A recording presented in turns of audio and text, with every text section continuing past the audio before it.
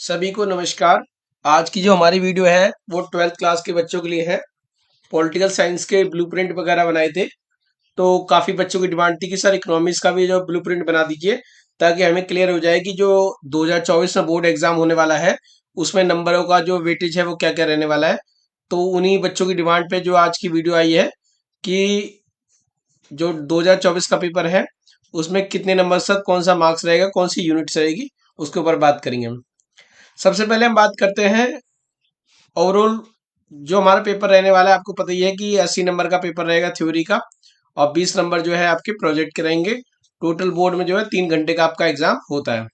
हमारी दो बुकें हैं, एक होती है मैक्रो इकोनॉमिक्स और एक इंडियन इकोनॉमी। तो मैक्रो इकोनॉमिक्स का क्या पार्ट रहने वाला है बोर्ड में, आइए जानते हैं। सबसे पहले हम बात करेंगे यूनिट 1 की, जो कि स्पेशली नेशनल इनकम से संबंधित है, जिसको हिंदी में राष्ट्रीय आय कहते हैं। तो ये जो टॉपिक है national income and related aggregate, यानी कि राष्ट्रीय आय और उससे संबंधित समुच्चय, वो आपके 10 मार्क्स से आएंगे। यानी कि नेशनल इनकम का जो चैप्टर है आपका वो बोर्ड में 10 मार्क्स का आएगा। उसके बाद आपकी यूनिट 2 है, जिसको हम मनी एंड बैंकिंग कहते हैं, मुद्रा और बैंकिंग। आप इससे जो है 6 नंबर के सवाल जो है पेपर में आएंगे। उसके बाद unit number 3, determination of income and employment. कहने का तात्पर्य क्या है, आय तथा रोजगार के निर्धारण से 12 नंबर का बनेगा। यानी कि मनी एंड बैंकिंग के बाद जो चैप्टर्स हैं और बजट से पहले, वो जो है आपके 12 मार्क्स के आएंगे फाइनल में। उसके बाद आपकी यूनिट 4 जो है वो है गवर्नमेंट बजट। तो गवर्नमेंट बजट यानी कि जो सरकारी बजट है, उससे आएगा आपका 6 नंबर का क्वेश्चन आएगा, यानी कि 6 मार्क्स का ये चैप्टर है। फिर हम बात करेंगे 5वीं यूनिट की, बैलेंस ऑफ पेमेंट, यानी कि भुगतान शेष। इसके अंदर 2 चैप्टर छिपे हुए रहते हैं, एक विदेशी विनिमय दर और फॉरेन एक्सचेंज रेट, और जो है भुगतान शेष। तो कुल मिला के दोनों से मिला के 6 नंबर का आपका आता है। तो अगर हम मैक्रो इकोनॉमिक्स की बात करें ओवरऑल, तो 40 नंबर की जो है आपकी मैक्रो इकोनॉमिक्स आएगी। फिर आपको पता ही है आपकी पार्ट 2 भी है, जो इंडियन इंडियन इकोनॉमी है, भारतीय अर्थव्यवस्था, उससे संबंधित जो किताब है। आइए जानते हैं कि उसमें क्या क्या टॉपिक है आपके। सबसे पहला है डेवलपमेंट एक्सपीरियंस 1947 से 90s तक, इकोनॉमिक रिफॉर्म सिंस 1991। यानी कि जो सेकंड बुक है आपकी, उसमें जो नई आर्थिक नीति का जो चैप्टर है वहां तक आपका आएगा, और वो आएगा 12 मार्क्स का।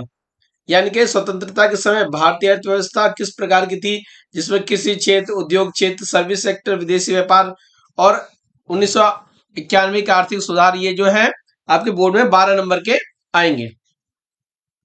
आर्थिक सुधार के चैप्टर के बाद जो है ये यूनिट दी गई है, जिसका नाम रखा गया है current challenges facing by Indian economy. वो है आपकी 20 मार्क्स की।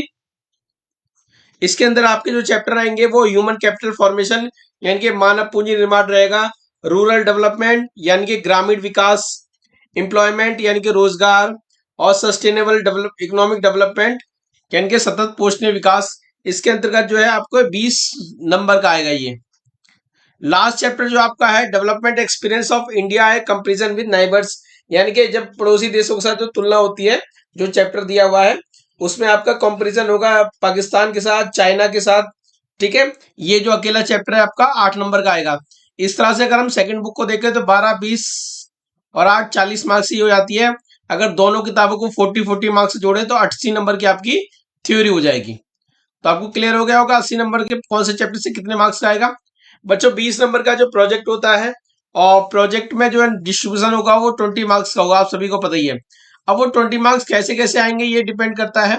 कहने का तात्पर्य ये कि रेलिवेंस ऑफ द टॉपिक, अगर आपका जो टॉपिक रिलेवेंस टॉपिक है उसके जो है 3 मार्क्स दिए गए हैं। नॉलेज एंड कंटेंट, यानी कि जो आपने कंटेंट उसके अंदर लिया है, जो रिसर्च वर्क लिया है, वो आपका 6 नंबर का रहेगा। और प्रेजेंटेशन ऑफ टेक्निक, आपने किस तरह से उसको प्रेजेंटेशन की है, वो 3 नंबर की रहेगी। उससे संबंधित में आपसे जो क्वेश्चन पूछे जाएंगे वो 8 मार्क्स से पूछे जाएंगे। इस तरह से आपका जो वाइवा रहने वाला है, और प्रोजेक्ट कुल मिला के पूरा मिला के 3, 6, 9 और 3, 12, 8, 20, यानी कि टोटल 20 नंबर का जो आपका प्रोजेक्ट रहेगा, जिसमें 8 नंबर सुनने के हैं।